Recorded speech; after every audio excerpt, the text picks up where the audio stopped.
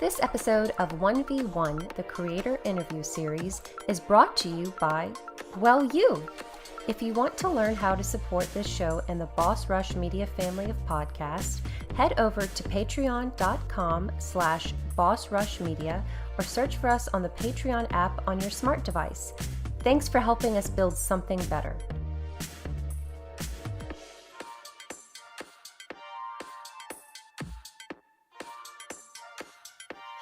Hello, everyone, and welcome to the 1v1 podcast with Boss Rush Media. I'm your host, Celeste Roberts. Today, I have the pleasure of interviewing Linda Watson Guillory, an electrical engineer at Texas Instruments by day and a vintage game collector by night. Or pretty much any time, I guess, not only at night. She is also in Guinness World Records 2022 for largest collection of LCD gaming systems. At the time of this recording, I have 1,599 game systems like that, and largest collection of playable gaming systems. And at the time of this recording, 2,443. Am I off, Linda? Did I get those right? You're a little bit off. So those were my numbers in 2019. Right now, I have over 3,000 total. Oh my gosh. Yes. Oh my gosh, because I was doing research and I was looking at some different articles and I figured, I'm going to be way outdated by the time we talk because I feel like she's going to have way more than that. That's what I had when I set the Guinness World Record. So you weren't too far off, but I have a few more now. Well, thank you so much for making time. I read about you in a Kotaku article about a year or two ago, and I thought, this is amazing. I don't know people who collect on your scale, and I watched some interviews with you, and you just look so excited to talk about the games. I'm always excited to talk about games. Yeah. Well, why don't you tell listeners a little bit about yourself, who you are and what got you into gaming, any other hobbies? Sure. So my name is Linda Watson Guillory. I am, I'm 52 years old or something like that now, and maybe 53. And I just started gaming when I was young. When I was a child, I used to play board games with my sisters and brothers. And once video games arrived, we all started playing those together again. And I just love playing games. And when I started playing games, we didn't usually have the money to buy the newest game. So we bought our games at the Goodwills, the Salvation Army, secondhand stores. And a lot of times they came broken. So my dad, he was kind of like a jack of all trades. He would help me fix them and just really taught me how to take things apart, look at it, and see if I could fix it. So after I grew up, I started looking at games again. I was like, wow, I wonder if I can fix some of those. But that's a different story. That's a longer story. Not for the intro. Let me really tell you how I got into it. But that's basically who I am. I'm a person who collects games, and I'll go to different countries to pick them up. I've traveled to Japan. I found games in Hong Kong, the Philippines, Taiwan. I'll go anywhere looking for games. Wow. So I have to ask, the shipping logistics of that. Do you pack an extra empty suitcase to bring with you, or do you have to mail it? Absolutely. I pack an empty suitcase, and also I pack a backpack. So while I'm out going to markets, I just throw it in the backpack, when I'm moving. Yeah, that makes it much easier. You have to plan for these things. Oh my gosh. So do you take time to do anything outside of that? Or you're like, I'm on a mission. I am hitting up every store that I can. I wish I could say I did a lot outside of that, but to be perfectly honest, when I'm there, it depends. So it depends. A lot of times I'm going for work for Texas Instruments. So if I'm working during the day, that's what I'm doing. I'm working. But on the weekends, I'm usually looking for games, or maybe I would go to a Jade market or something like that. But I would say 90% of my time is looking for games. That's fun, though. It's fun for me. What are some of the games and systems you found overseas? Let's see. Overseas, I find a lot of let's see, Bandai games. Those are mostly in Japan. Let's see, what else? Epic. I find a lot of those games, and uh, I guess they're brands that you wouldn't know, but they're all basically types of Pac-Man games Mm. or Dig Dug or something like that. So before you go on the trip, do you look up different stores and see what games they have available, or do you go in completely open to exploring? I would go talk to my coworkers, and my coworkers would say, "Linda, I was in this town and I saw a store with games here," and they would just like draw handwritten maps for me. And I jump on the Tokyo Rail and I go looking for the games, you know. But eventually, I did get to the point where I found like stores like Mandrake and other stores, and could look them up online. But when I first started, there was nothing online to look up. It was just going out looking for them. If you want to be a Patreon producer, head on over to patreon.com/bossrushmedia, and find out which tier is right for you. Our Patreon producers at the $5 tier or higher for this month are Adriel Munger, Austin Campbell, Celeste Roberts, Christian S., Sana Dierig, Francisco Santillan, and Rebecca Jewell. Thank you for your continued support. So what is the largest system that you found? Because again, like with the logistics, I'm thinking, okay, I don't know how she would bring like an arcade cabinet home. Right. So the largest system I found overseas was a Virtual Boy at a flea market. And I wasn't even going to the flea market. I was walking to another store, and I happened to walk by a flea market. I was like, well, let me just look in there here.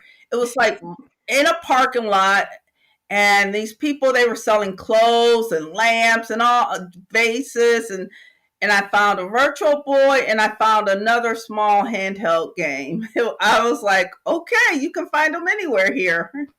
Wow, that is so lucky. And you're making me like want to hit myself because I lived in Japan in 2012 and I taught English over there, and I went to a lot of those secondhand stores, and there was a Super Famicom, and it's still there. It did not come home with me.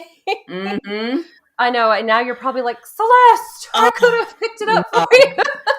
I kicked myself. I remember all the stores would have like the older Nintendo games and Super Nintendos, like the cartridges for 1 yen or I think 100 yen. And they were all sitting out in a barrel in front. And I was like, who's going to pick through those? Who wants all those things? I didn't collect like the cartridges, especially the foreign cartridges at the time. So I was like, now, why weren't you collecting those? They were so cheap and you could have got them all. I know, just like a fill up your bag and bring it to the register. Right. There's so many things I just look at that I was like, oh, I don't want to carry that back. I remember there were these little Nintendo game holders, and they were $5 a piece. And I was like, some little $5 thing. I didn't get them. Now I see then I came back and I saw them online, and they were going for like $99. And I was like, I could have got them and sold them. And now I'll see them every now and then, and they'll be like $400. And I was like, why? Oh my God. I just didn't want to carry it because they were a nice little size. I was like, I don't want to put that in my suitcase. It'll take up too much room. Oh my gosh. That reminds me of the Mario Dance Dance Revolution for GameCube. My sisters and I received that for Christmas the year it came out, and I understand it's pretty rare now. Probably, yeah. It's like you don't realize the treasures you have until many, many years later. Right. I think now people start to realize it because they can go back and look at like the original Nintendo and the Super Nintendo and the fact that people want them. But back then when we had them, no one wanted them, or it was like you threw it away and you got the new system. And so Yeah, yeah, we were silly. I know. But that just makes it more rare.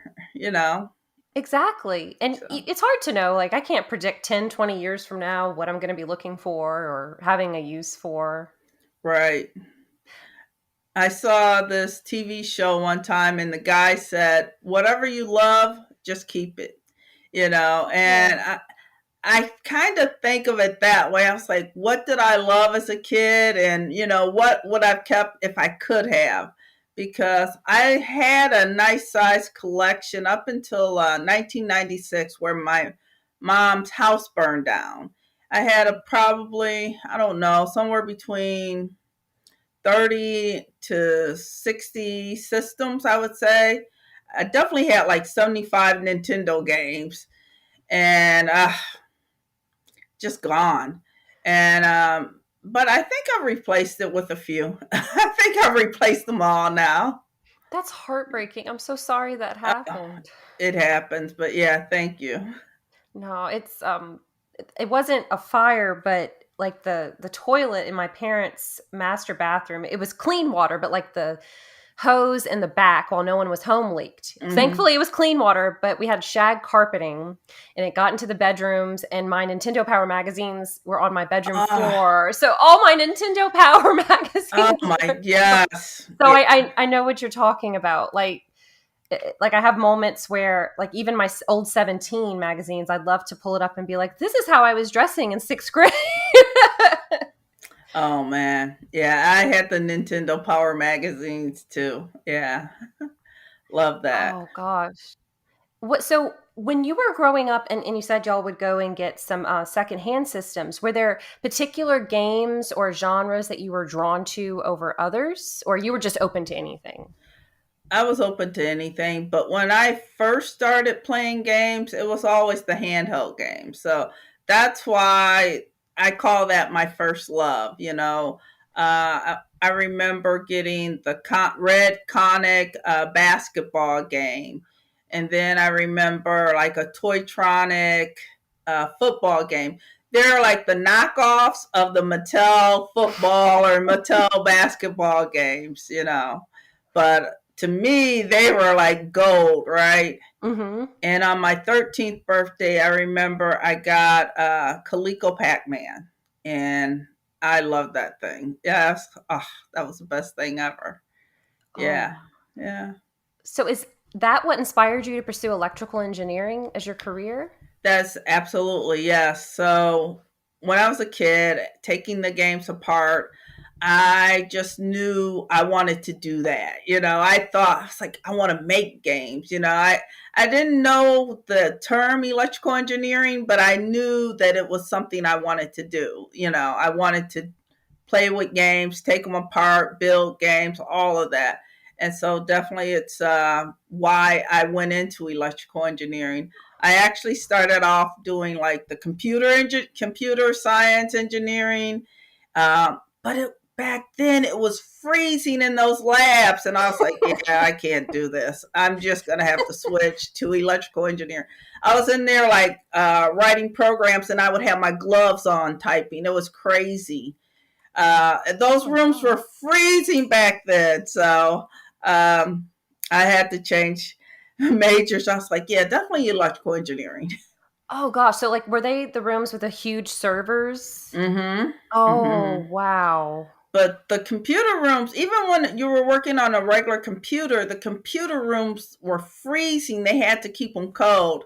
I tell everyone, I was like, man, if I could have worked on a laptop from my bedroom, I was like, I would be designing software today. If only you had known at Right. that time. Oh gosh, now you're unlocking memories for me from elementary computer class times. I'm like, Mhm. oh, those rooms were cold. They It's were all coming back to freezing. me. They were freezing. I couldn't take it. Um, but I have no regrets. I absolutely love electrical engineering and what it's allowed me to do with my life. So definitely. So I'm curious. I think a lot of listeners and myself, we've heard of electrical engineering, but how would you explain what that field is, especially if someone is also interested in video games and they're like, oh, wait, I can do something besides software? Oh boy. So if it's video game related, it's a little hard for me to explain, but the best way I tell people, I was part of the audio visual team, digital audio and video, DAV, at work. And I remember being in the lab playing, I don't know if I can say the name. So Texas Instruments had chips in a special system.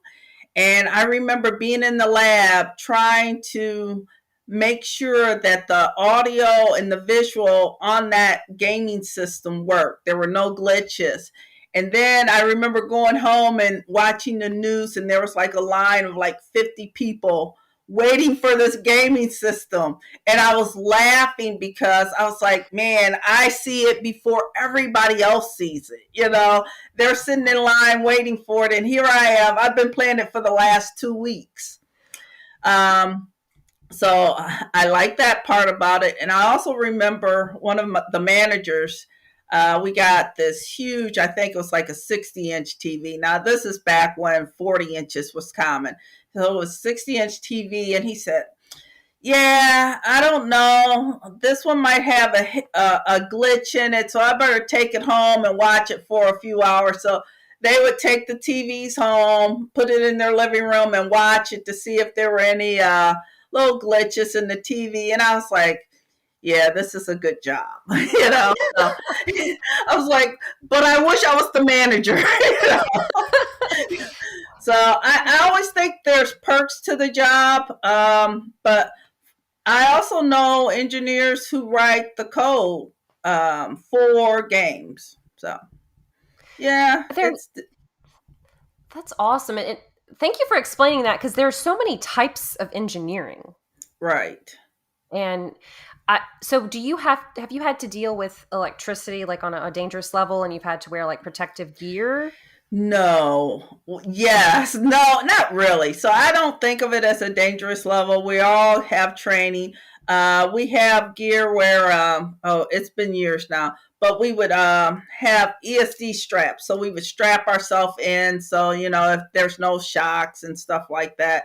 But everyone has training for that. And we usually don't have to work with the high voltage stuff. Okay. Not our type of engineering. We're usually working with more design and tests. So I do product engineering and tests. Is what I was doing at Texas Instruments. Right now, I'm working on the strategy team. Wow. Okay. So if you have to rewire your house, would you do it, or would you have to hire someone else? I would definitely hire someone else. But I would supervise them. Oh, good. Yeah. Like, hey, watch what you're doing. This is my house. I know what I'm talking about.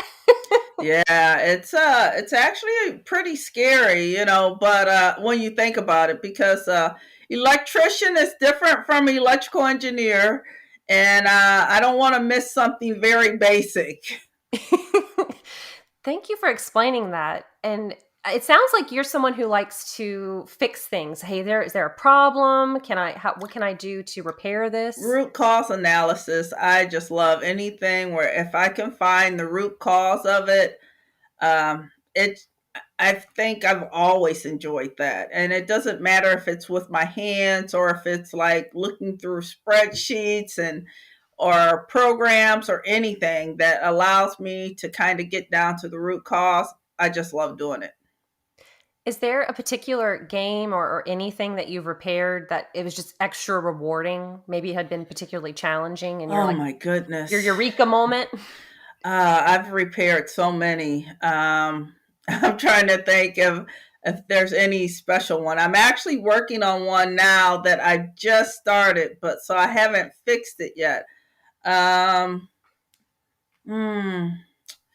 I think when I was younger, there's definitely something. There's one right now. It's like partially working, so I can't, I can't claim victory yet. But it's really silly because I found a broken resistor in it, so it's like it was just broken off, but it was bent so that I didn't see it for the longest time, and I kept going. I was like, "Gosh, it really seems like this isn't working."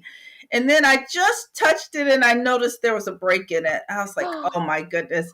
My eyes aren't what they used to be, but I was so happy to find that. I was like, there's something going on right here. So now that that's found out, I'm just going to replace the resistor, and I'm hoping everything else in the game works. That's awesome. Yeah. So do you also look to collect newer systems as well, like, Switches and Xbox Series S and X? So I've had both PlayStation and Xbox, but I'll tell you what happened. I started taking vacation days to play them. I would just like stay home.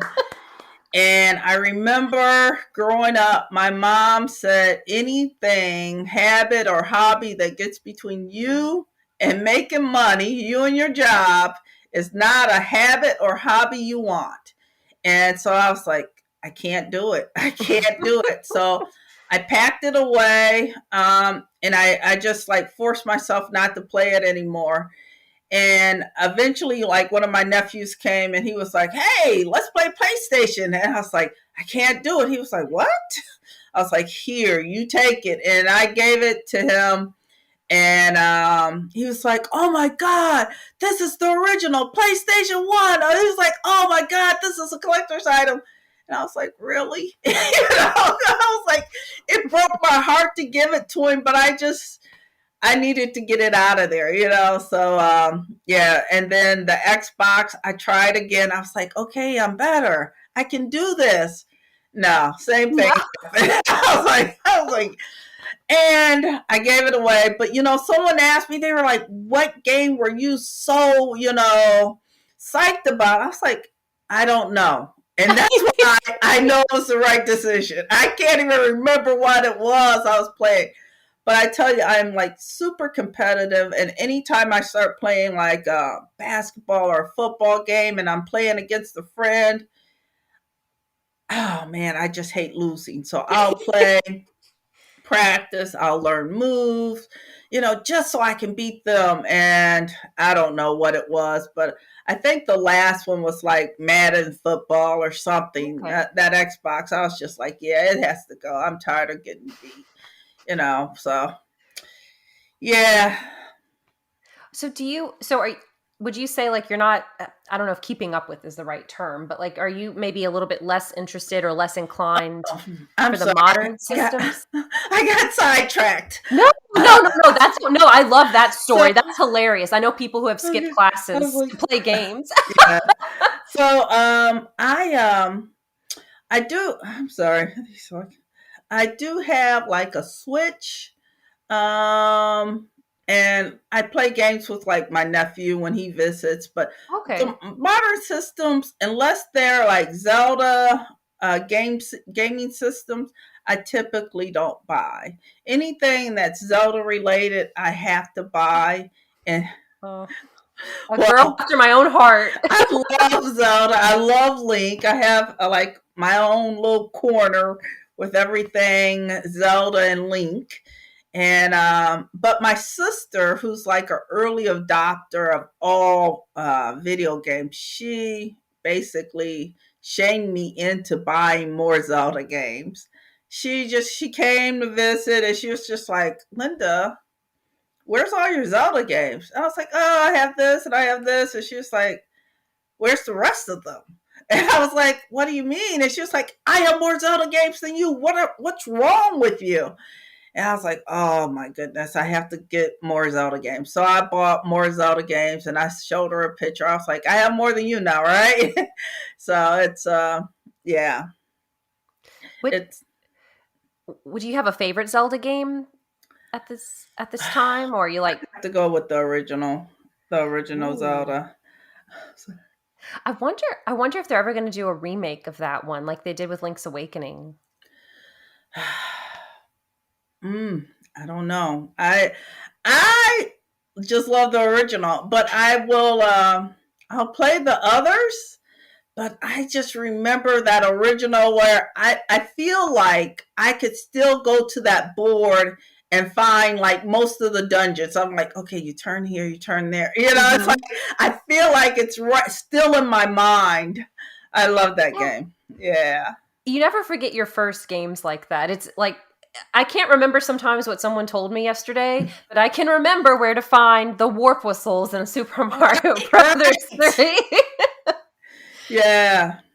And I played that with my sister. She brought our original Nintendo home from college one weekend, and she was like, "Look at this," and I was like, "What? What is this?" And I think it had like Super Mario Brothers, and we played it the whole weekend, while she was visiting. And then when the Link and Zelda came out, I was like, "Oh my goodness!" It was just amazing. There was this store that allowed you to play the games and then take them back. And so we just tried to solve as many as we could and then return it. The store went out of business. I was like, probably because of its return policy. I love that store. I bought all my games there. Hills Brothers, yeah. Hills Brothers. Was that a chain or local? It was a chain. It was Hills. Yeah, I think it was Hills or Hills Brothers. It was I know they had it in Monroe and they had it in Toledo. Really? In Louisiana? Yeah. No, Toledo, Ohio. Monroe, Michigan. Yeah. Oh, wow. So are you from Texas originally? Or I am not. I am from Michigan originally. Go Blue. Yes. Okay. So I follow you on Instagram, and I think I've seen you post that you're a big Wolverines fan. I am. I actually went to both Michigan and Michigan State. I just went to Michigan first. So I love them. I love Michigan State too. But, just love University of Michigan. Yeah. Oh, I have a really good friend who loves them, and he said if someone schedules a wedding on a day that they're playing, he's really upset. That's hilarious. I go back to visit family, and I make sure I never fly on the weekend that they're playing a home game because it's just ridiculous how many people are on those flights, and it's just so crowded. And even from Texas, there'll be like a whole crew of Michigan people, and they're so rowdy and they're singing the songs. And at first it's fun, but then it's just like, wow, it's a little overwhelming. So yeah, unless I absolutely have to, I kind of avoid it. Yeah, it's good though. You just got to be in the right mood. That's funny. Do you like to go to the games sometimes still to this day? I do. And for me, I want to go to some more basketball games. I have a nephew who's really interested in basketball, and he loves University of Michigan. So every now and then I'll try to get tickets and go up there and go to a game with him. That's so much fun. That's so exciting. Yeah. And what about, so are you a Detroit Lions fan? Is it fair to assume that, or? It is fair to assume, and I'm not going to throw them under the bus because, but last year I kind of said, and it's like the first year that they do pretty well. I was like, I'm stopping. I've given them 25, 30 years of my life rooting for them. I was like, I've taken so much, for them. And I was like, and they never give anything back. And then, of course, that was last year. It's like the first time I was like, I'm not doing it. I'm not doing it. And then everyone's like, this is the year. And so now I was like, okay, I'll give them a chance again. I have all my Lions jerseys. Yes, I am. I love the Lions. I can't. It's hard though. Sometimes it's hard, but I love them. I understand. I'm in Saints territory, so I understand. Yeah. They come in waves, but I just think it's fun to see other people get so excited. That's what makes me happiest. It's just seeing people have fun and gather with friends and family. And Michigan was having a really good season last year. We had a good season. Yes, definitely. I cannot fault them on that. Go blue. Wonderful season. Oh, do you follow any other sports like hockey or tennis or soccer? I wouldn't say I follow them. I watch hockey during the playoffs. I go to a few hockey games. The University of Michigan club here has, they'll go to games and stuff like that. And so every now and then I'll go to games with like other U of M grads. So, Oh, yeah. That's it's kind of cool. It is fun. Whenever like the Stars play the Red Wings, they'll get tickets and we'll go. You're going to laugh at me, Linda. I went to a work trip in Denver, and we went to Dirks Bentley's bar or something, and the Avalanche had won the Stanley Cup, and apparently the Stanley Cup was in that bar along with some players and the keeper of the cup. And I didn't know anything about it until one of my coworkers is obsessed with hockey, and he was like, "You got to go get a picture with the Stanley Cup." And I took a picture of it to my boyfriend. I was like, I think this is significant. And he texted me back in all caps, "Get a picture with the Stanley Cup." Look, that is amazing. You just happened to be there at the right time. And it's never gonna happen again in your lifetime. No. And I was like, so I was trying to snap pictures of myself, and my coworker shook hands with the keeper of the cup, and I was like, wow. Okay, I guess this guy is. I had no idea who he was, but I was like, okay, he must be important. So I got a picture. I can't blame you. You did well. That's absolutely the right thing to do. Oh my God, that's amazing. Yeah, and I was like, okay, I'm so tired. It's 11 o'clock at night, but they want to go out. I just want to go back to my hotel, but I guess I'll go with them. So sometimes it pays to go out of your comfort zone. Yeah, that's awesome. That is so awesome. Is there a particular sporting event you'd like to attend one day, like either the Olympics or the Super Bowl or Wimbledon or any big thing, no matter who's playing? I definitely want to go to Olympics one year. Yeah, I probably when it comes back to the U.S., but I've even looked at them in other countries. I want to do the Olympics. That is on my bucket list for sure.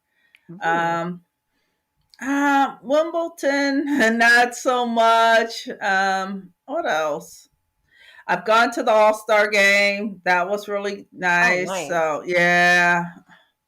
Let's see. Super Bowl. A lot of those things I really like watching from home. Even, I'll go to the Dallas, Detroit games when they're here. But honestly, if I was at home, I can do the replays. I can stop it and go. My beer's a lot cheaper. But it's nice to go there and have fun when it's a group of you. But I can also watch that from home and be fine. Yes, I don't have to deal with traffic. I can my own bathroom, not a bunch of drunk people. Not waiting in line for the bathroom while you do the bathroom dance, right? Yes. So would you want to do Summer Olympics, winter, either one? Summer Olympics. Definitely summer. Really? Which events do you enjoy watching? I love the track and field. Yeah. I love the gymnastics. Mm-hmm. Do you? I cannot do gymnastics. Were you a gymnastics person? No. Only my goddaughter was in gymnastics, and so I've gone to hundreds of gymnastics meets watching her. So, and then she was on the gymnastics team in Arkansas, but now she's retired. She was injured, so she retired. But I'm sorry to hear that. I know, she's the sweetest girl ever. Hello, Carissa. So, shout out. But yeah, she is so sweet and brilliant. 4.0 Arkansas. She's getting ready to graduate. So congratulations to her. That's so exciting. Yeah, I have all these pictures of her where she dedicated her meats to me and stuff like that. I know.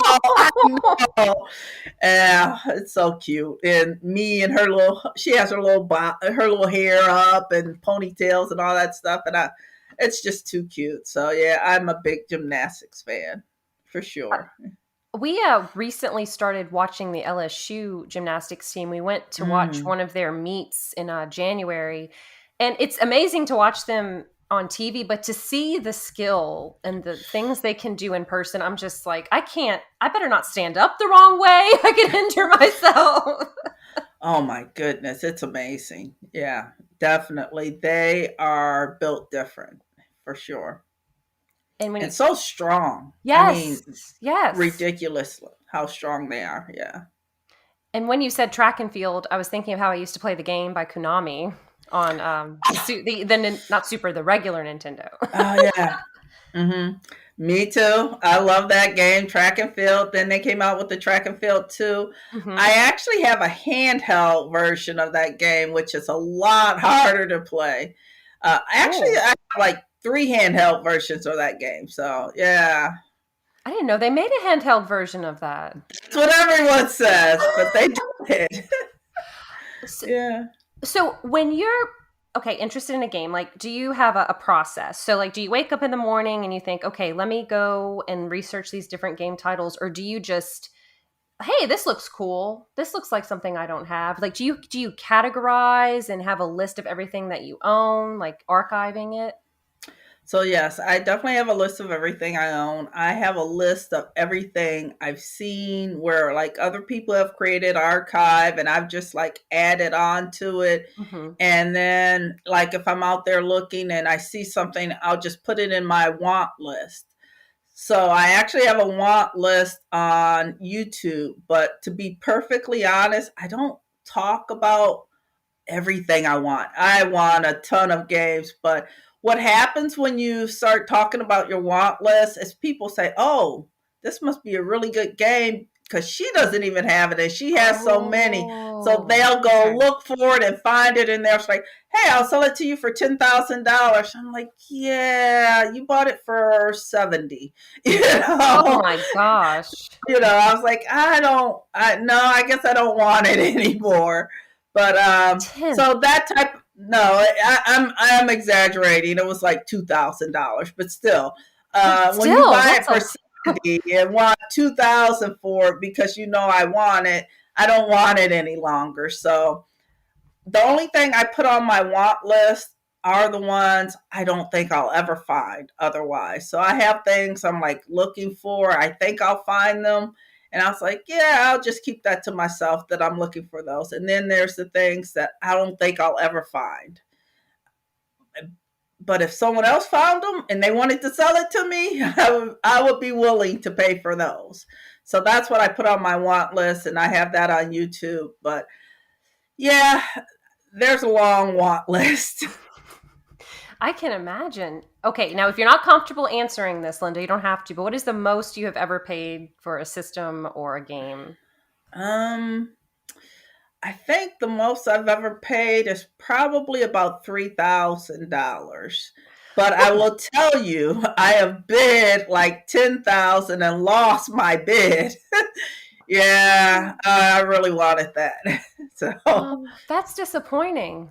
It was very disappointing. I've had a couple like that, but it's okay. I always say it wasn't meant to be. If I lose the bid, it wasn't meant to be.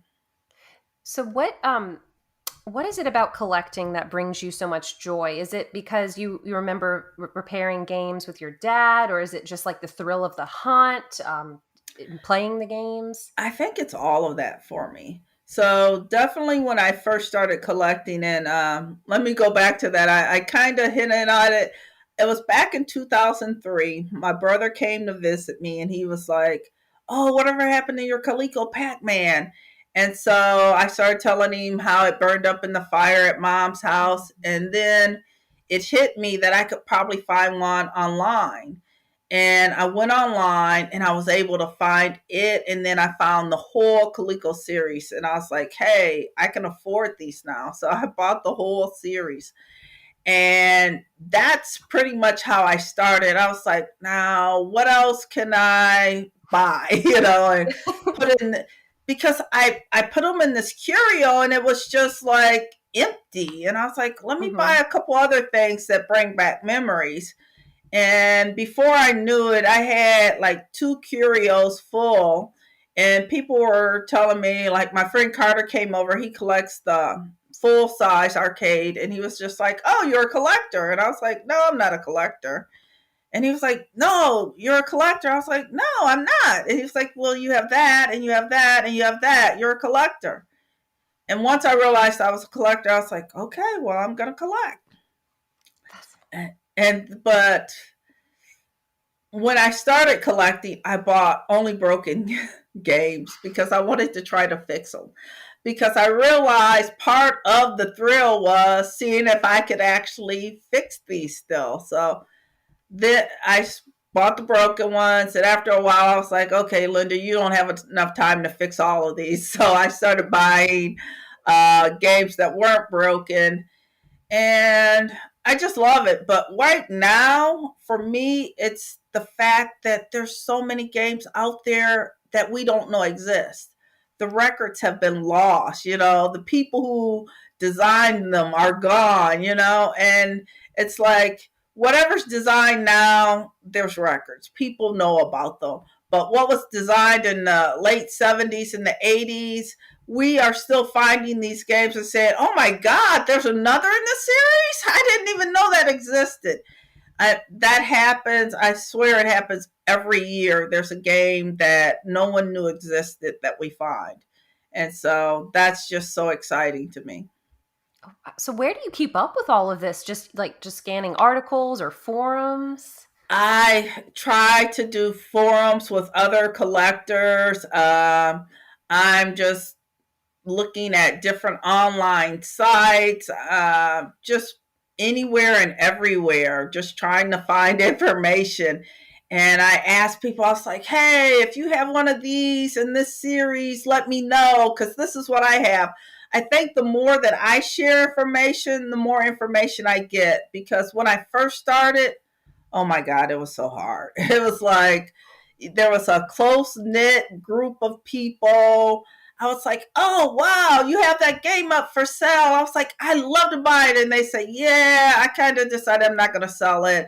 Or I'm waiting for this friend who's gathering the money because I told them I'd sell it to them. I was like, so I have the money, but you don't want to sell me the game you have for sale. Okay.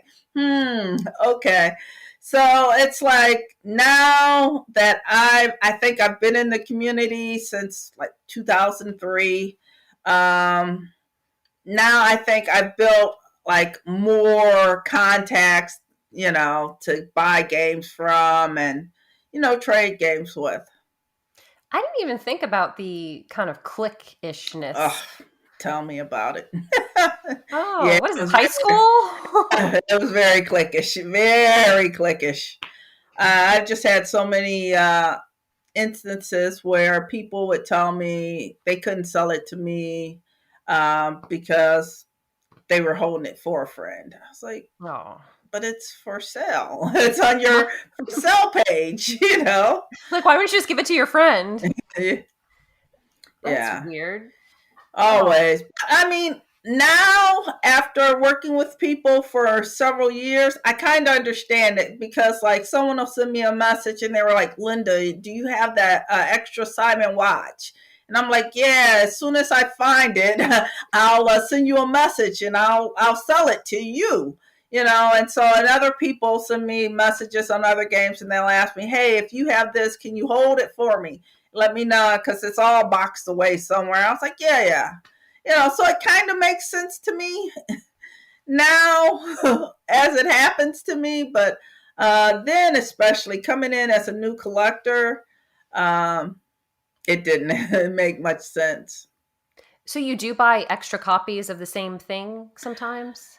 So I am always looking to improve my copy. So if I have I don't know, excuse me, an 8 out of 10, I'm looking for a 9 out of 10 or a 10 out of 10 Yeah. type box. So yeah, I definitely upgrade all the time. And if I especially like a game and I know I'm going to play it a lot, then I may buy 2 or 3 copies because they break. And I always want to have a working copy, but I always also want to play these.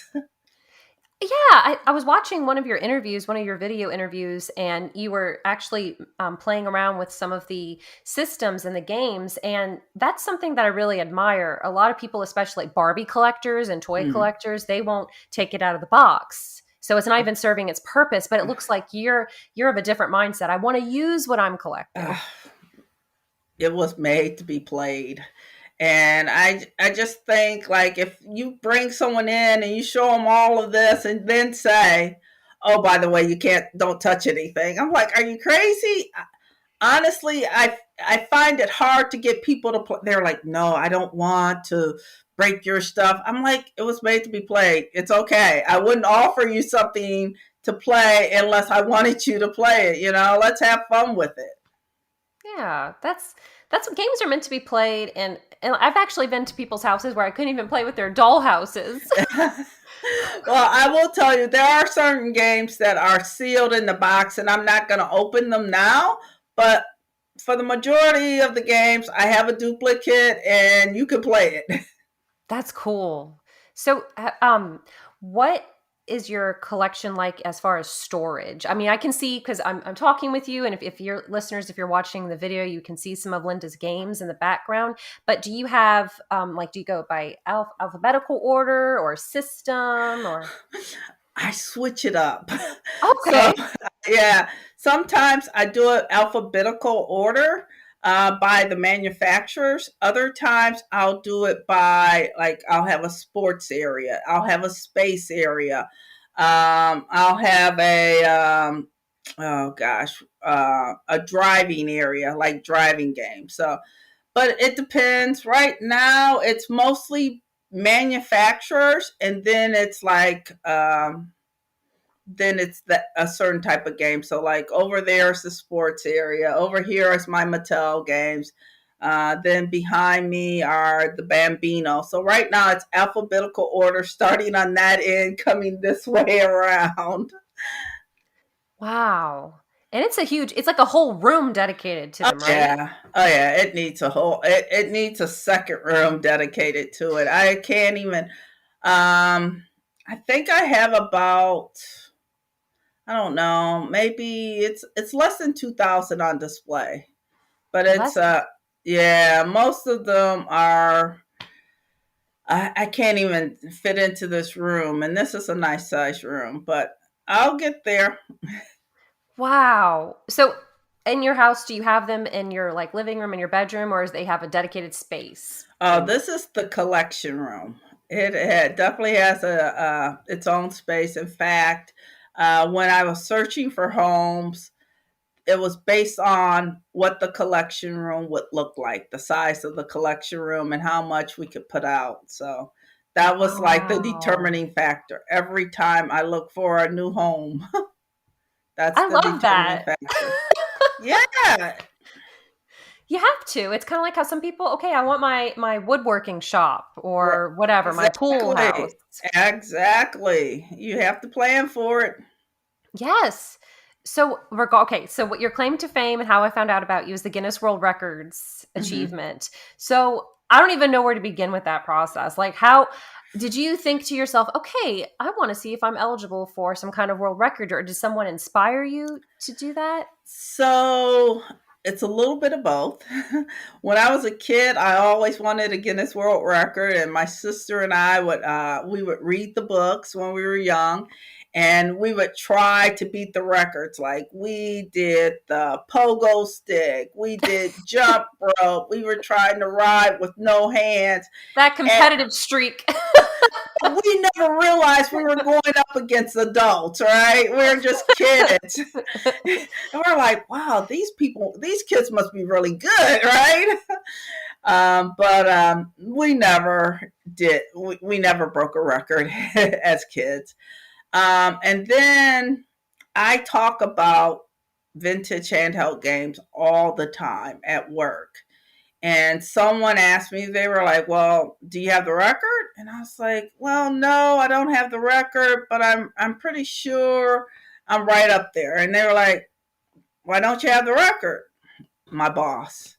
And I was like, well, I was really thinking about getting the record. And I said, but I never had enough time or, help to get it. He was like, you should do it. I'll help you.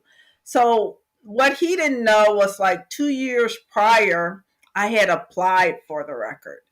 At the time, the record was like 541 or something like that. And I was like, I got way more than that. So I applied for the record, and then I went about the process of getting the record, but it took forever. So now it's like 2 years down the road, and I was like, if I'm going to do this, I'm going to do this. I got to do this.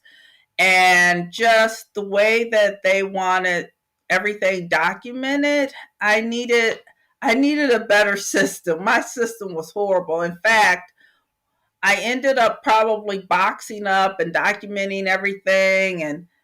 And then halfway through, I was like, this is horrible. So I unboxed everything and started over again. It took me 3 years. Long story short, it took me 3 years to get the record. 3 years. Yeah. 3 years. So 3-year process for me. Wow. Okay. So when did you have to apply? Is there a fee for that? Okay, so you have to apply. The fee, I don't remember there being a fee to apply. If it was something really cheap, like less than $100. But if you want a official adjunct, I forget the name. I call them official counter, but there's a special name for it, adjudicator or something. It's like $12,000 to come. $12,000. Right. But see, that's the one who wants all the fanfare and stuff. I was like, no, I'm good. I can find someone who can count up to 3,000 or whatever, and we can do this. So what I ended up having to do, I sent out a message to like TI Classifieds and TI Parent Network, and I was like, hey, I need people to help me count and help me go through this process. And I told them all the jobs I needed done, and I just got volunteers from Texas Instruments. Oh my God, I wouldn't have been able to do it without them. So my boss also volunteered, but he backed out at the last minute, said he had a wedding to go to. But we pushed forward. And so I just got volunteers from Texas Instruments. Then you have to publicize it. So I sent out some notices that I was going to do it, and it has to occur in a public location. So I rented a big room at a restaurant in Garland, Texas, and rented a U-Haul, packed up everything, moved it over there, spread it out on tables, brought in everybody, and you have to videotape it from start to finish, the whole process, It was a good day. It was a good day. So it took one day to count everything? Well, we had to set it up first, and then we had to count it, and then we had to take it all down. So, and we were able to do that all in one day, and I had about 10 volunteers. So it was good. It worked out. Wow. Okay. So you had to take, oh my gosh, I thought everybody was able to like go into your room, but no, you had to. Oh my God. I think officially you can, but you have to open it to the public. And we didn't want to open the house up to the public. We were like, who we don't know who's coming in, No, that's weird. So rather than, right. Otherwise, you could pay for the specialist to come and $12,000. And I was like, I don't have $12,000 and I don't have a sponsor. So to pay that $12,000, so I'm not doing that. Wow. So do you have to put like something in the newspaper or a public notice? Hey, come check out my collection. They don't they don't tell you how to publicize it, but you have to publicize it. And honestly, I can't even remember what I did. I think I did it on YouTube and like some other platforms. I made it easy. Yeah. I put it in like the TI classifieds and stuff like that, but I was not trying to pay any more money than I had to. So let's say someone in my neighborhood I have the world's largest collection of teacups, and they advertise it wherever that space is. So as they're counting it, if they choose to go the route that you did, the public can go and just check it out as they do that. Yeah, it was kind of fun because since we were in a restaurant, some of the people from the restaurant came in, and I mean, engineers or people who knew about the collection, to see their surprise and everything is one thing, but to just see someone who's not expecting this at all, and they're like, oh my God, and they were all shocked. Even like the restaurant owner, he had someone come in and they did a tape and they put it out on their Facebook too, and he was like, "It's a big day for Senior Chichotes," and I was like, "Yeah, Senior Chichote." I was just so happy. Is your face like on a plaque over there? Like, oh man, it should have been. Like commemorating. Had he not sold that place during COVID times, I think it would have been. Oh, I love that place too. It was like one of our favorite places. Oh man, that would have been awesome to have a plaque with your picture. I found out he was gone when I took like an extra set of the Guinness World Record plaques to him. So I went in there. I was like, "Hey, where's?" And then like some new guy comes in, and I'm like, "Hey, where's Senor Chichote?" He was like, "Yeah, he's not here. Did you want something?" I was like, "Yeah, I want." Oh gosh, I've forgotten his name now. I was like, "Yeah, I want to speak to the owner." He was like, "I'm the new owner." I was like, "What?" No. I'm taking my plaques and going home. You weren't even here when we did it. That's yeah. Oh. So I have an extra set of plaques.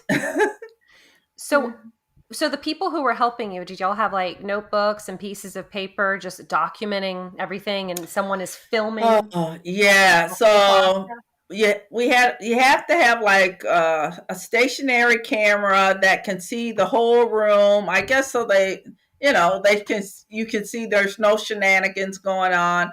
And we just set it up on, I had like tables, and then I had like 20 bookshelves, and we just set all the games up, and then we started like numbering them, just because it was just, you thought you counted that table, and then we did like the pre-counts, and we started saying, okay, we think there's 120 on this table. But then we would find out like, oh, this is a LCD. That should be on the LCD table because we're doing 2 records at a time. Oh. And so we have to split it up, LCD games and everything else. And so then I was like, oh, wait, I'm only getting 119. And they're like, oh, we took that and we didn't adjust the count. And so we had to do that a couple times. And then eventually everything matched, and we put like 2 counters. I had like 6 people counting at a team of 2, and there was this one guy, David White. He was amazing. He was just like, and I was like, what? I mean, he was like, yeah, I used to do inventory at my dad's restaurant. He was like, this is so much easier. I was like, what? He's like, yeah, you need people who can do inventory. He was like, it would be so easy. Oh my God, he was amazing. So yeah, David saved the day, and then he like gave me some tips if we ever had to do it again. And actually, I took like 2 pages worth of what I would do different down, because I was like, if anyone ever comes and beats the record, I'm gonna have to do this again. Something tells me my competitive edge will make me do it again. And so I just took tips down that would make it so much simpler. That's That's just incredible. I can't even imagine how much time and how stressful it had to be as well. I tell you. So I knew the record that I was trying to beat was 541 or 571, whatever it was. And so I just packed up like 1,500 games and I was like, yeah, that's enough. And like the night before, my sister and one of my friends came in from, my sister came in from Washington, D.C. My friend came in from California to help out. And she was like, what about all these? And I was like, yeah, I'm not taking those. We got enough. And she was like, I didn't come all this way to only have 1,500. She was like, you got to do the rest. I was like, what? And so then I had to like catalog and box all of them that night, the rest of them. And oh my God, I was up until 4 a.m. and the counting started at 9. And so it was like at 4 a.m. I was like dragging myself to go to bed. I was so exhausted. And after all of that, when we got back home that day, after setting the record and everything, we found 2 boxes of games in the garage that they forgot to put on the U-Haul. Like, no, it was hilarious. I was just like, fine, just take them back upstairs. You know? Oh my gosh. Yeah, it was okay. It was okay. I mean, I was just trying to beat the record at that point. Now I'm just like, I want to crush it. You want, yeah. You want somebody to try to challenge you, and then like, oh, I guess I have an incentive to buy more games. Oh, I keep saying, I was like, Linda, you're good. You know, just focus on those ones that, you know, those really rare ones that you can't find.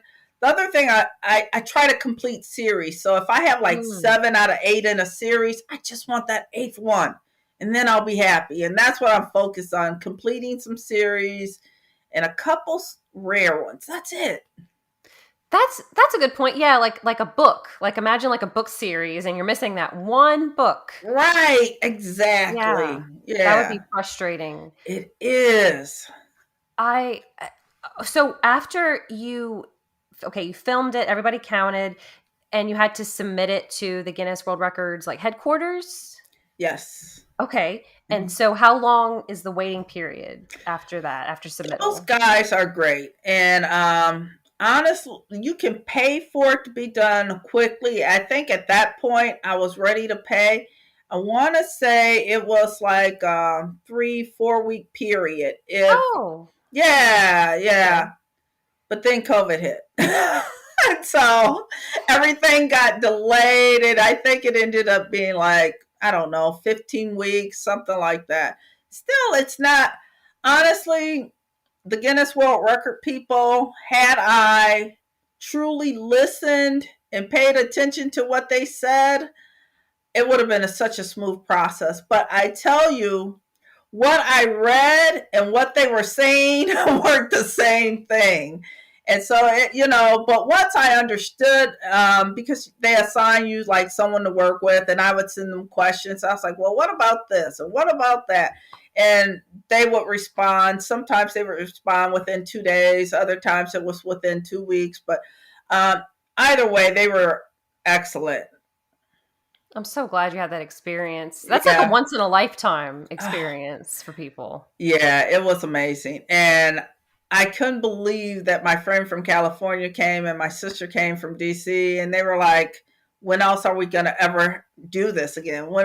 That's what they said. I was like, okay. And my sister said something like really strange, and it just made my heart swell. She said, my friend said, she said, Linda, I can't believe you're doing this. This is amazing. And my sister said, I can. She said, I always knew this would happen. I was like, what? How did you know when I didn't know? And she said, I just remember how you were with the games when we were young. She said, always knew something like this would happen. I was like, oh, that's what I said. I was like, oh, I love you. That's so sweet. Yeah. Like, I believe in you. Yeah, she's so amazing. Such a great big sister. The best. That is Oh, that is awesome. I'm glad it's really important to have that kind of support system because um, Oh, yeah. sometimes when you're interested in something that's maybe not as mainstream as what other people pay attention to, they don't understand it, and it's especially like the gaming space. It was so hard for me to start collecting because I was like, I'm spending money on this and I could be spending money somewhere else, helping my family with this or that. But, I talked to my mom and she was like, Linda, if you love it, you're not asking anyone to borrow money to, supporting it. She said, do what you love because you've helped everyone, and she's like, just do what you love. Should other people take trips? If this is something you love, then that's okay. It's your money. You worked hard for it. And I mean, that just made me feel like, you're right. It's my money. I've worked hard for it. I can do with it what I want. That's a really good message because sometimes I feel guilt when there's something I'm really interested in. It's like, oh, well, this could be going to I don't know, save the world or something. Right. But you can do both or do it in a different Exactly. way, and you have this one life, and look, like I get to meet you because of this Guinness World Record the records, I should say, two of them. I mean, that's and it's very inspiring, especially because growing up I was one of only a few girls I knew who played Oh, games. that's And awesome. no one ever isolated me, but I love knowing that there are other ladies out there who appreciate video games. Right.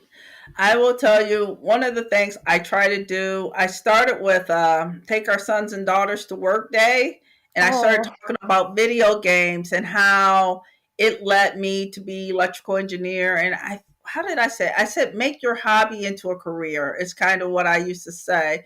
And then I have a cousin who's a school teacher, and he started having me speak at like career day, and I absolutely love it. And the kids, when I tell them that I became an electrical engineer because I like video games, and I show them the games, and I show them like some of the little changes I would make to the games when I was younger and stuff like that. Because I try to tell people, I was like, being an engineer doesn't mean you have to invent something. You can just improve something. And if take something that you like and you're like, man, this would be great only if it had this. I was like, that's an engineer thought right there. I mean, it's not that hard. Everyone, every day you're like, man, this would be so good if you could do this. mm-hmm.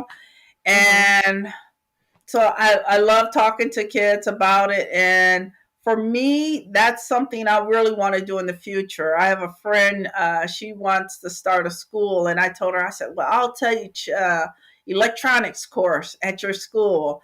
And next thing you know, she was like, yeah, Linda, when we get our school, I was like, our school? Oh my goodness. I was like, that'll be awesome. She's like, we'll start with like a teaching institute or something. And she's like, or tutoring. But she said, then we're going to have a school. I said, okay, we'll do it. That is awesome. Is that part of your goal? It is. It is. It's something I would love. As I say, I love teaching kids about STEM. And I just remember like when my dad taught me how to solder, I want to create like gaming systems, like start to finish, where just teaching them like every class you build a little bit more until you have a handheld game. And so that's some of the things I've been researching now, and I found some systems out there. I was like, oh, we can put this together. This is something we could use in a course. And eventually I'm going to have my own system. But if someone has something already prepackaged, I'll use that now. But eventually I would love to have like that type of curriculum. Oh, that would be incredible. I wish that had been around when I mean, maybe it was and I didn't know. Well, that I wish it had been around for me too. I always like bought my nieces and nephews those like um, Radio Shack electronic kits. And Oh, yeah. remember those? And Mm-hmm. I remember they would play with them and they would build the stuff. And I was shocked at how quickly one of my nephews, especially, could just pick it up. Just so good at it. And I was like, wow, this kid has talent, you know? And I just feel if we can get them young and just nurture that talent, we can have a whole generation of engineers. And I love engineering. Oh, your face lights up when you talk about it. So yes, that's awesome. What would you say to someone who's interested in pursuing electrical engineering but might feel intimidated, or maybe they struggle with math, or they're worried? I cannot tell you my math scores, but I will tell you I was not the best at math. And I tell everybody this. I said it's all about repetition. 2 plus 2 will always be 4. And if you're not the best at math, that's okay.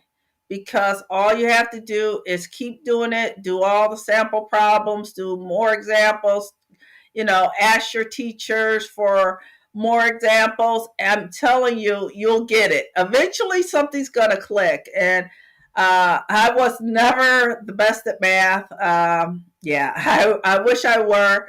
But I tell you what, my dad had told me, you just never let anyone outwork you. And that goes with schoolwork. If they're smarter people, and there were always kids smarter than me. They picked it up much quicker than me. It was like they could see it one time and know it. I'm sitting there like reading my notes 3 and 4 times, going to office hours.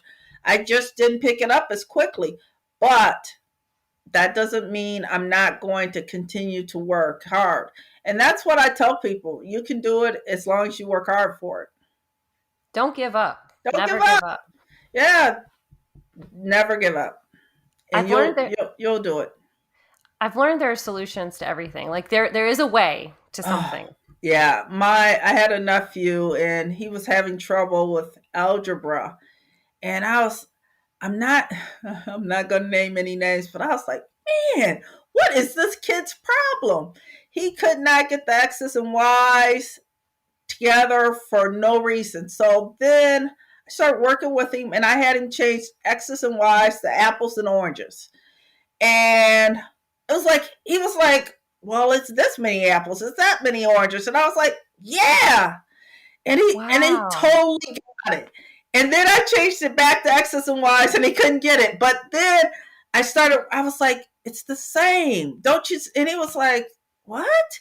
And he finally got it. And when he got it, I was giving him practice tests and stuff. He started scoring like 95% on his practice tests. And I was just like, because I was like, what is going on? And what, but he needed the apples and oranges. And then, when we started bringing Z in there, then, I had to bring in like bananas, but he got it. And I think everyone learns differently and you just have to figure out how you can learn. Yes. I definitely had some teachers who intimidated me and they taught with fear and it made me dislike the subject. But then when I had a teacher who applied it in a way that made sense to me, like you did for your nephew, it was like, oh, it clicks now. This makes sense. And everybody, I think it was Albert Einstein who said this, everybody's a genius, but if you tell a fish or try to get a fish to climb a tree, it's going to spend its whole life thinking it's stupid. Oh. We all have different abilities and we have to bloom where we're planted. And another thing is like, we also have to be in the right environment, I find. Yeah, definitely. As well. Yeah. That's a very good point. What I like about engineering, or what I just believe that there's an area for everyone.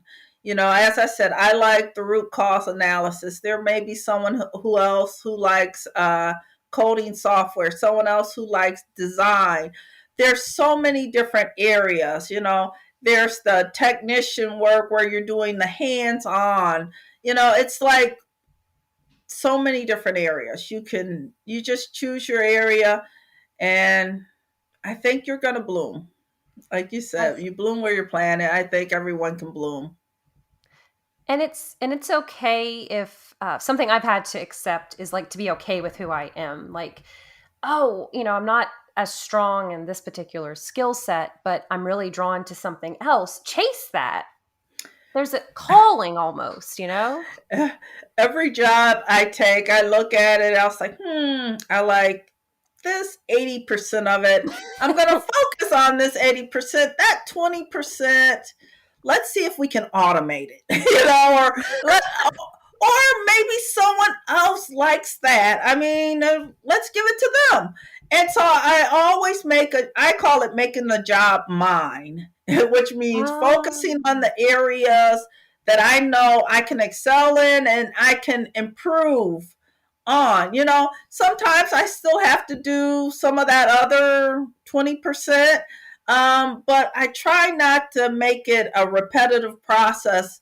I try to, like I say, I try to automate it, or I try to say, hey, is there a better way of doing this? Because this is like, it's wasting time and energy. And a lot of times people are like, yeah, I know a better way of doing it, so it's just whatever you take on, just make it yours. I love that, because everybody has a gift. Everybody has something they can offer to the world. Absolutely. That's awesome. So where can people find you, Linda, if they want to see your collection and follow your journey? I am on YouTube, I'm on Instagram, and I'm even doing a few things on TikTok. So it's not hard to find me. For Instagram, I think I'm Watson Guillory. For YouTube, I'm under Linda Guillory. And for TikTok, I am Linda Guillory Gamer. Oh, so what are some of your future plans in addition to that school? Oh my gosh. In addition to that, so, well, I think, let's see. Oh, I think that's probably the big one for me. Other than continuing to collect, I'm just like searching. I have a lot of games I'm searching for, so I'm doing that. I like to do the videos. YouTube, I'm doing like a series where I'm fixing games, because usually I fix the games pretty quickly. I don't, I never tape them. And someone said, Linda, I would love to see you fix games. I was like, what?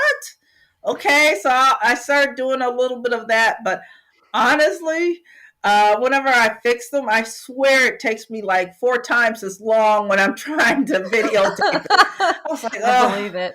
But it's still fun. Yeah. What else? I like to travel, so I plan on traveling. I belong to a Bid Whist Club. If you've ever heard of it, it's a card game similar to spades, euchre, pinochle. All of those, I play those. So those are just some of the things I'm interested in, and I'll be doing. I want to say that you are such an inspiration to me, because you're like, okay, I want to do this thing and I'm just going to go after it. And you're so kind and gracious and enthusiastic. Oh, thank you. That means the world to me. Whenever I see you post something on Instagram and you're just like excited about it, like your face lights up, or like there's something, a tone in your voice where there's joy in that inflection. I get so much joy from these games. I feel like, people have forgotten about them. Once original Nintendo came out, and believe me, I love the original Nintendo. It's like people forgot that the handhelds ever existed. So even though I'll talk about my Nintendo collection, I really love talking about the handhelds from like the late 1970s to the to the 1980s, actually. And even after that, they built, I don't collect the 1990s. I collect them every now and then, but there's a ton of great games from the 1990s also. I think you're doing a big part to preserve history. Oh, that's what it was. I want to get these into a museum. Thanks for reminding me, preserving history. Oh my gosh. Look, I'm in your mind. You are. You're there for real. Oh my gosh. I definitely want to get these into a museum. I just want to share them with more people. Yeah. I haven't contacted, but I've looked into a few so far. I think it'll be good. I'm looking forward to that. But I tell you what keeps stopping me. I was like, oh, let me just get these, a couple more of these, and then I'll do it, and then I'll do it. But yeah, I that's definitely a big part because I'm not going to be here always. Oh, so would that be something you have to do in like the near future, and it would just kind of house your games, or?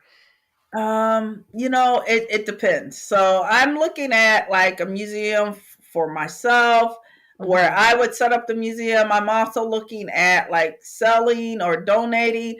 And I say selling always seems like the wrong thing to do for me because I was like, hey, if you want them in a museum, why don't you donate it? So let me explain myself on the selling.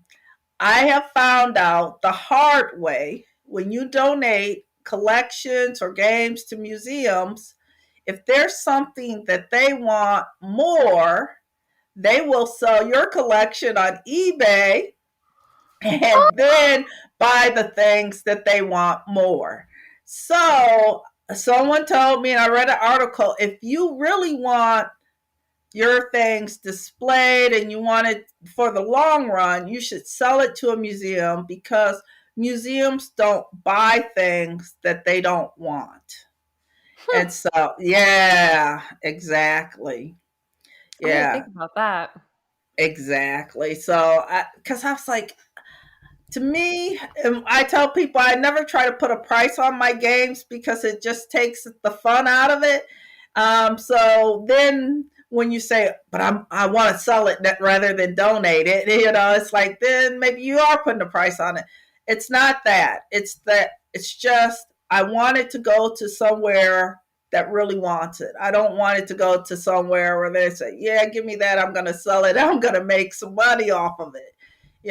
That's why I sell it. Yeah, you don't want to have somebody take advantage of you like that. It's not even taking advantage of me. It's for me. It's more like we didn't set up what we said we were gonna. If I wanted Mm. this for the long haul, for someone to see, someone to come view, and now it's scattered because they sold it, to all these different parties, then it's not there to view. Yeah, they're not selling the Mona Lisa anytime soon. Right? Right. Yeah, exactly. I know. And these are works of art. How did you know? Yeah, I do feel like some of these, like the box art and everything, is just amazing to me Hmm. on some of these games. It truly is.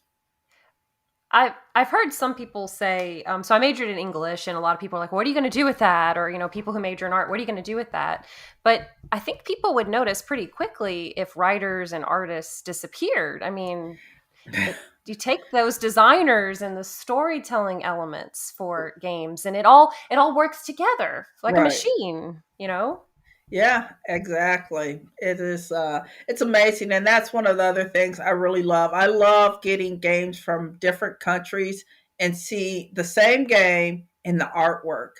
And I'm like, yeah, I'm like, why did they choose this artwork for this country and this artwork? And just comparing the two, it's pretty amazing though. The I love that. cultural The differences cultural too. differences, right?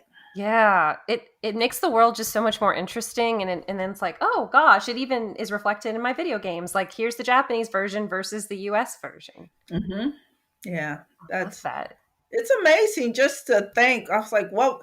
And then it's like, what was going on in the world that they chose this type of artwork, or who? Hmm. Like, if I look at like the basketball or the football games, I'm like, oh, who were the stars at this time?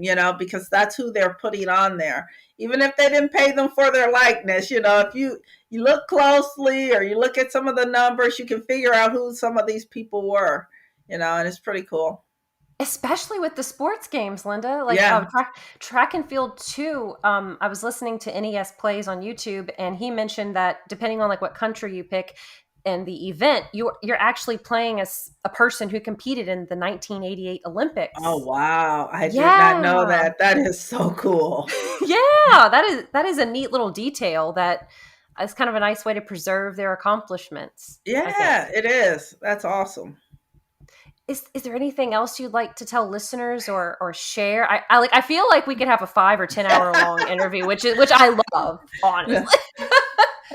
No, I love talking about games. As I say, anyone who asks me, I'm like, okay, sure, but nothing particular. As I say, I really, thank you for contacting me. I appreciate it. As I say, anytime someone wants to talk about games, I'm here. So I appreciate you asking. Oh, I'm going to be in contact with you again in the future, I'm sure, when you break that next record. And as the only other thing I can say is I believe 2023 is going to be a good year. I've done some interviews, and hopefully everyone can look out for those also. But once I'm allowed to say, I will try to advertise them on Instagram at the very least. Yeah, I'm just can't wait. Oh, I can't wait. Yes, definitely follow Linda on Instagram, YouTube, TikTok. I mean, and look up her articles too. If you type in her name, you can find some really cool articles and videos. Oh my gosh. University of Michigan. Remember I said I love them. So University of Michigan wrote 2 articles on me, and they were in their annual magazine, and it was so amazing. Like on one, they put me on the back cover, and they called me the video game GOAT. And I was like, video game GOAT? I was like, what? I love them. And then on the other one, they called me the queen of consoles. So I was just like, that's why I say, oh my gosh, I just love University of Michigan. Those guys were just so welcoming. The alumni, my nephew contacted like University alumni and was like, hey, this is my aunt. She did this. And they were like, yeah, we want to talk to her. So that was pretty cool. I'm so glad you're being recognized and celebrated, and like for who you are, and also to inspire other people. Yeah, definitely. I think I can't believe how many girls have come and told me, like, oh, I didn't have a role model then and all this. And I'm like, oh, yeah, for me, it's a little bit different because my sister, she played video games and I played video games. I knew my friends didn't play, but I thought it was just like more of a family type thing that they didn't play, But looking back now, like all the girls in our family always played. So I for other people to tell me, oh my gosh, it makes me feel good to see someone else. I'm like, I'm glad, I wish I could be a role model. And I hope to be a role model to the people I talk to when I do the little career days and things, if it's for engineering, if it's for video games, I don't care. Anything I can do to represent. There are probably so many lives you've touched and so many people you've inspired without even realizing it. I hope so. Oh, thank you so much for your time, Linda. I'm so happy we could meet up and, that I get to talk with you and I get to see your collection in the background and see your joy, because that's why I love interviewing people. I do this for fun, and I just love sharing people's stories because I don't know, there's just so much cool stuff going on. Well, thank you for doing this, because this is really awesome. I appreciate it. Oh, it's no problem. And thank you all for listening. And if you would like to listen to some other 1v1 interviews, you can go to bossrush.net. And you can also follow me, Celeste, on Twitter at FairyCrypt. Until next time, we'll talk to y'all later. Thanks, everybody. 1v1, the Creator Interview Series, is a product of Boss Rush Media, LLC, and part of the Boss Rush Podcast Supplemental Podcast. This show is hosted by Celeste Roberts. You can also hear interviews from other Boss Rush Media members on your favorite podcast app or on YouTube. You can find me on Twitter and Instagram at FairyCrypt. To get updates on the latest episodes, follow the Boss Rush Podcast, Boss Rush Media, and Boss Rush Network on all major social media platforms, or subscribe to the Boss Rush podcast feed in your favorite podcast application. Join the Boss Rush Network Discord and Facebook groups to interact with other friends and fans. Thanks for listening, and we'll see you next time.